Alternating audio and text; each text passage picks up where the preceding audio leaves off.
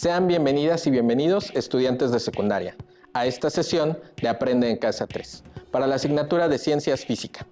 Esperamos que estén muy bien y sigan cuidando de su salud, respetando todas las medidas de sanidad para pronto volver a nuestras aulas. Me presento, soy el maestro Antonio Campos y en esta ocasión agradezco la presencia de la doctora Karen Valencia García, del Instituto de Investigaciones en Materiales de la UNAM, quien apoyará en el desarrollo de este tema. Saludos a todas y todos, es un placer estar con ustedes en este espacio. En esta sesión hablaremos sobre las principales características del Sol, entre ellas su estructura y cómo interviene en su funcionamiento. Comencemos con una reflexión. ¿Qué conocen acerca del Sol? Vamos a averiguar juntos lo que ha indagado la ciencia acerca de esta estrella, que hace posible la existencia del sistema solar, además de ser un astro de gran importancia para los seres vivos. Muy bien, no olviden tener a la mano su cuaderno, bolígrafo, lápiz o lápices de colores de su preferencia, para anotar las ideas relevantes y las que sean de su interés, así como las dudas que les surjan en este tema. Si lo requieren, preparen hojas Leyer, punzón y regleta. Tomen en cuenta que pueden recurrir a su libro de texto y otras fuentes de información, como páginas de internet confiables, para profundizar en el contenido y aclarar dudas. Pero principalmente es indispensable toda su atención. Tengan en cuenta que nuestro principal motor del aprendizaje es la curiosidad. Hay mucho que conocer del astro rey, ya que la investigación científica está en permanente búsqueda de mejores explicaciones acerca de cómo es y de los fenómenos que en él ocurren. Entre ellos, la actividad solar puede afectar el funcionamiento de aparatos de comunicación en nuestro planeta. Vamos a plantearles algunas preguntas para que nuestros alumnos las vayan reflexionando en casa. ¿De qué está hecho el Sol? ¿Cómo se genera la luz y el calor que irradia el Sol? ¿Cuál es el tamaño del Sol comparado con el de otras estrellas? ¿Qué edad tiene el Sol? ¿Cuánto tiempo más durará? Comencemos por mencionar que el Sol es una de las estrellas que forman parte de la galaxia Vía Láctea. Una estrella puede describirse como un cuerpo celeste que emite luz, ya que es una masa de materia gaseosa incandescente. Veamos lo que nos presenta el siguiente video acerca de las estrellas. Las estrellas son esferas luminosas de gas, cuyos componentes principales son el hidrógeno y el helio. Aunque hasta ahora es casi imposible saber cuántas estrellas existen, los astrónomos estiman que una galaxia puede tener 100.000 millones de estrellas y que en el universo existe ese mismo número de galaxias. Como podemos ver, las estrellas presentan diferente luminosidad, diferentes colores y diferentes tamaños. La luminosidad o brillo depende de la cantidad de energía que despiden y de la distancia a la que se encuentran de la Tierra. La diferencia de colores se debe a su temperatura. Las estrellas más calientes tienen una temperatura que va de los 7.000 a los 35.000 Kelvin y son blancas o azules, mientras que las más frías tienen una temperatura entre 1.400 y 4.000 Kelvin y presentan tonos rojos o anaranjados. Y respecto a su tamaño, hay estrellas de neutrones de 20 a 40 kilómetros de diámetro, hasta supergigantes como Betelgeuse en la constelación de Orión, que tienen un diámetro de entre 550 y 920 veces el diámetro del Sol. Revisemos la primera pregunta. ¿De qué está hecho el Sol? Les diré que, como las demás estrellas, el Sol está compuesto principalmente por los elementos químicos hidrógeno y helio, que representan respectivamente casi el 75% y el 24% de la masa del Sol. También hay otros elementos como el oxígeno, el carbono y el neón y el hierro, que en conjunto representan menos del 2% de la masa de este astro. Como dato interesante, les comentaré que en el año 1925, la astrónoma y astrofísica inglesa Cecilia Payne, en su tesis de doctorado, propuso que las estrellas están compuestas principalmente por hidrógeno. Tengo que preguntar, ¿cómo recibieron los astrónomos de la época la propuesta de la doctora Cecilia Payne, considerando que en ese tiempo se discriminaba la participación de las mujeres en la ciencia. Como toda teoría nueva, genera debate. Sin duda causó conflicto, ya que en ese momento se pensaba que las estrellas tenían una composición química similar a la de la Tierra. Incluso Henry Norris Russell, quien era un astrónomo famoso en ese entonces, le sugirió eliminar esa idea de su tesis. Sin embargo, años más tarde, con la evidencia de nuevos experimentos, el mismo Russell y la comunidad científica aceptaron las conclusiones que la astrónoma Cecilia Payne expuso acerca de que el Sol está constituido por el 75% de hidrógeno y el 25% de helio. Entonces, podemos considerar que los elementos que forman al Sol están presentes en la Tierra y en los demás planetas, aunque en diferentes proporciones.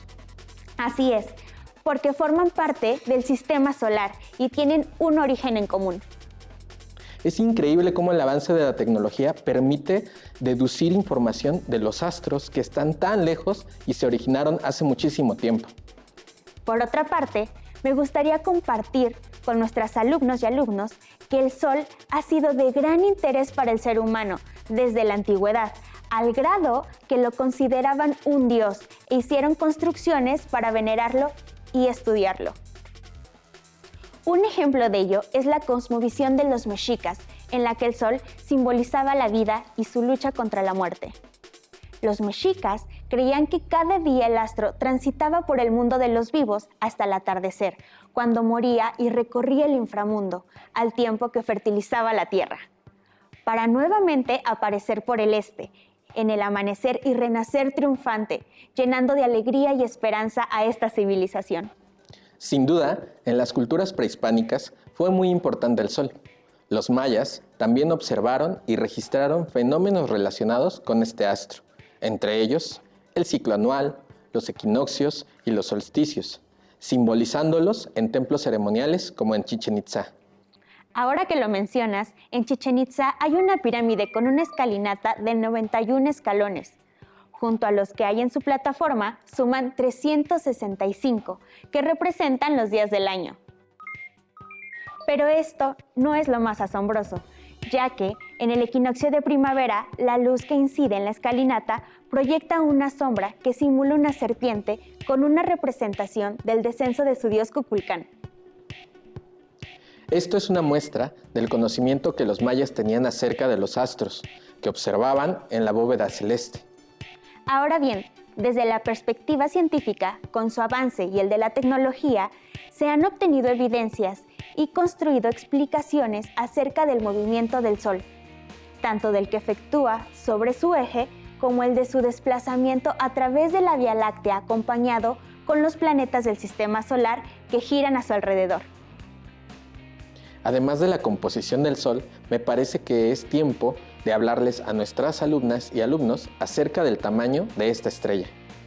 Hagamos un poco de historia para ver cómo desde hace cientos de años se ha tratado de indagar el tamaño de los astros. 3 siglos antes de nuestra era, el sabio griego Eratóstenes propuso una forma de medir la circunferencia de la Tierra a partir de las relaciones de los ángulos de un triángulo, el cual formó con una sombra proyectada con 2 postes, cada uno en ciudades alejadas. Este método lo retomó el matemático y astrónomo griego Aristarco de Samos para deducir las mediciones de la Luna y el Sol, entre ellas su distancia a la Tierra. ¿Qué tanto se acercaron estas mediciones comparadas con cálculos actuales? Eratóstenes tuvo un error mínimo en la medición de la circunferencia de la Tierra, comparado con el dato aceptado por la ciencia actual. Por su parte, Aristarco calculó que el Sol era 19 veces más grande que la Luna y se encontraba 19 veces más lejos. Actualmente, se sabe que es 400 veces más grande y está 400 veces más lejos. No tuvo la misma precisión que Eratóstenes, posiblemente por no contar con los instrumentos adecuados, aunque matemáticamente el procedimiento que utilizó era correcto. ¿Y cuál es la importancia en la astronomía de este sabio de la antigua Grecia? Marcó un precedente en el estudio del Sol, pues además lo consideró como una estrella que estaba en el centro de los demás astros. Conocimientos que no eran aceptados en la época y fueron retomados muchos siglos después. Hoy en día sabemos que el diámetro del Sol es de casi 1.400.000 kilómetros, gracias a las mediciones realizadas del 2003 al 2006, mediante el telescopio solar a bordo del Observatorio Solar y Heliosférico, conocido como SOHO, por sus siglas en inglés dadas por la NASA. También se ha identificado que el Sol es una estrella de tamaño medio, de color casi blanco. Asimismo, los astrónomos le han clasificado como una estrella enana amarilla, por sus características, entre ellas el tamaño, color, masa, luminosidad y la temperatura de su superficie. Es interesante cómo cada vez averiguamos más acerca del Sol. ¿Qué nos puede contar acerca de cómo está formado? En el Sol se han identificado varias capas en las que ocurre la generación de energía y su transferencia por diferentes mecanismos. El núcleo, la zona radiante, la zona convectiva, la fotosfera, la cromósfera y la corona. Comencemos con el núcleo, que es la región más interna del Sol y ocupa una quinta parte del total de la estrella. En esta zona ocurre la gigantesca explosión atómica debido a las reacciones nucleares de millones de toneladas de hidrógeno, produciendo la energía que tarda 1 millón de años en viajar a la superficie debido a la enorme fuerza de gravedad que allí prevalece. Por la energía que es capaz de liberar, deduzco que es la zona que alcanza mayor temperatura. Así es, se estima una temperatura de 15 millones de grados Celsius. Esto me resulta interesante. Veamos los datos sobre la siguiente capa, la zona radiante. Esta zona está compuesta de plasma, o sea, de gases como helio e hidrógeno ionizados. La energía obtenida en el núcleo se transporta por radiación hacia las capas de afuera, lo cual disminuye considerablemente la temperatura de esta región. Por favor, cuéntenos más, ahora sobre la zona convectiva.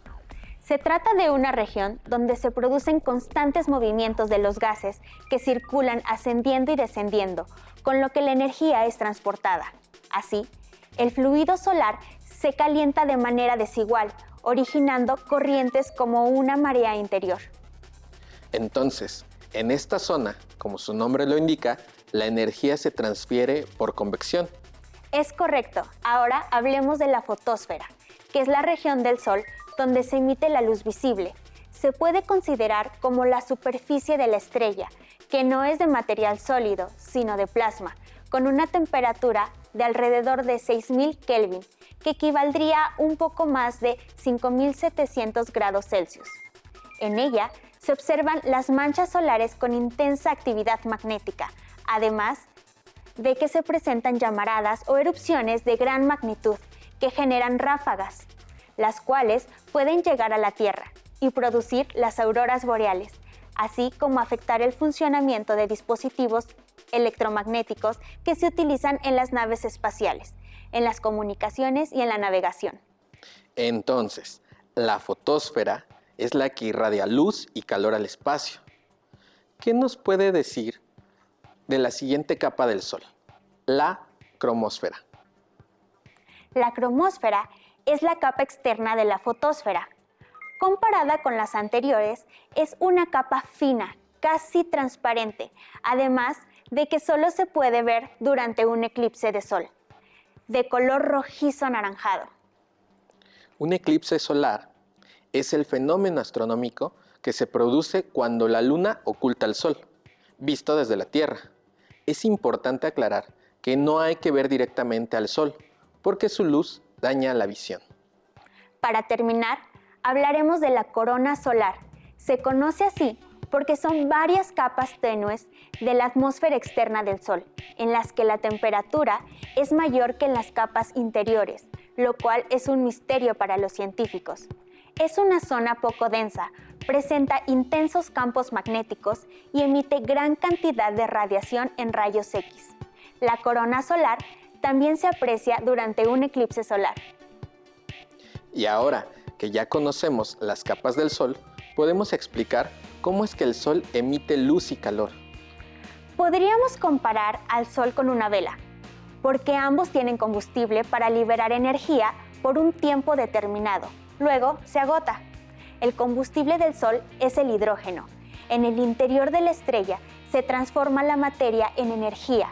Cuando los millones de toneladas de átomos de hidrógeno se fusionan formando átomos de helio, liberando calor en este proceso.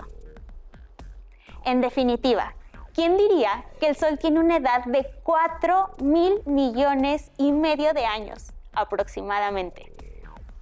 Este dato es útil para determinar cuándo morirá el Sol, ya que se calcula que durante el tiempo que lleva activo ha consumido la mitad del hidrógeno de su núcleo y se estima que puede vivir alrededor de 10.000 millones de años.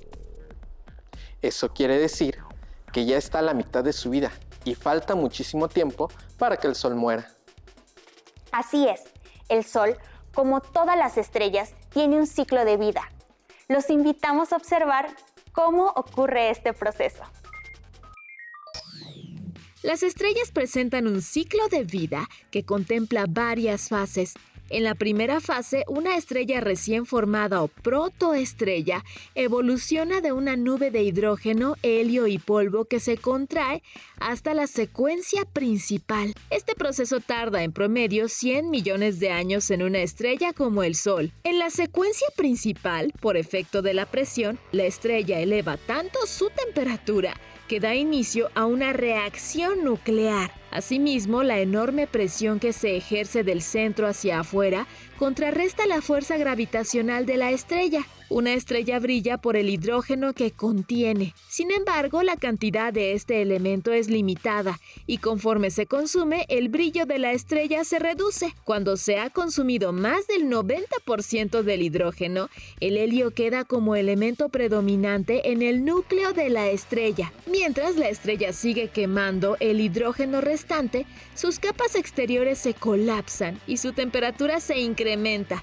lo que provoca que la última capa exterior se expanda. En este momento se convierte en una gigante roja. En la fase de gigante roja, la estrella se libera de las capas más externas y se convierte en un cuerpo pequeño y denso. Cuando esto sucede, entra en la fase denominada enana blanca. Una enana blanca se enfría poco a poco durante miles de millones de años y hasta que se enfría totalmente se apaga y deja de producir energía. A pesar de lo que se sabe hasta la fecha, hay muchos fenómenos que ocurren en el Sol que intrigan a los científicos, entre ellos la aparición y desaparición de las manchas solares, de manera cíclica, cada 11 años. El Sol encierra muchos misterios y los científicos continúan investigando y buscando explicaciones al respecto. El estudio del Sol y el aprovechamiento óptimo de su energía son indispensables para la existencia de la vida y la conservación de nuestro planeta. Con todo lo que hemos visto en esta sesión, les sugiero que den respuesta a las preguntas planteadas inicialmente y realicen un mapa mental sobre el Sol.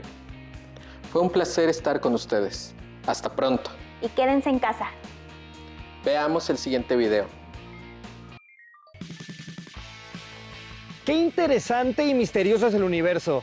Tanto se ha escrito sobre él y sobre su origen, y es tan enorme que muchos pueblos han supuesto que debieron ser dioses muy poderosos quienes lo crearon. A lo largo de la historia de la humanidad en diversos pueblos han surgido distintas cosmogonías, es decir, ideas acerca del origen del universo. En general hay dos grandes cosmogonías. Por un lado, la que considera que el universo tuvo un principio y tendrá un fin, y por otro, la que surge de mitos en los que se supone el universo fue creado por algunos dioses. Conozcamos algunos de estos mitos. Los egipcios que se asentaron en el noreste de África sostuvieron que antes de la creación del universo prevaleció el dominio del dios Nun, en lo que denominaron las aguas del caos inicial. Y cuando Nun tomó conciencia de dichas aguas, surgió su dios principal, Ra-Atum, quien hizo emerger la primera materia sólida que representó a Egipto. También sostuvieron que Ra-Atum creó a Shu, el aire, y a Tefnut, la humedad, la lluvia, el rocío, y que ellos a su vez crearon a Nut, el cielo con estrellas sobre su cuerpo, y a Heb, la tierra. Según el libro de los muertos, el libro sagrado de los egipcios, el sol, la luna y los planetas eran divinidades que se desplazaban por el cielo en barcas parecidas a las que navegaban por el río Nilo, y que el cielo era sostenido por altas montañas. Por su parte, los mayas en el sureste de la República Mexicana relatan en su libro sagrado, el Popol Vuh, escrito durante la segunda mitad del siglo XVI en lengua maya quiché, que los dioses creadores Tepeu y Gucumatz se encontraban en un escenario estático, en medio de una oscuridad como la noche, cuando llevaron a cabo su obra de la creación. Pues el mundo surgió de su palabra por medio de una fuerza creadora que hizo emerger la tierra de las aguas, y que después se formaron los valles y las montañas, así como los animales y los demás seres vivos. Los aztecas en México, por otro lado, consideran que el universo surgió por obra de los dioses Tezcatlipoca y Quetzalcóatl, y que para lograrlo derrotaron a un monstruo mítico llamado Cipactli, que era un reptil acuático hambriento y sanguinario. Según este mito, Tezcatlipoca se cortó una pierna para que Cipactli la devorara, y mientras lo hacía, Quetzalcóatl lo mató con el fin de utilizar su cuerpo como material para crear la tierra que hoy conocemos. De acuerdo con la cosmogonía azteca, el mundo se ha destruido y ha renacido en diferentes eras, con la destrucción del primer sol y la creación de nuevos soles sucesivos por obra de los dioses. La piedra del sol señala las 5 fechas en que, según el mito, se ha destruido cada era. Ahora bien, los incas, en Perú, describen que antes de la creación del universo hubo una época en la que predominaba el silencio y la oscuridad. Asimismo que el dios de la creación, también llamado Pachacamac, el que anima al mundo universo, o Viracocha, Pachaya Chachi, el creador, hizo la luz y produjo todas las cosas. Formó seres humanos de piedra y animales de las hojas de los árboles.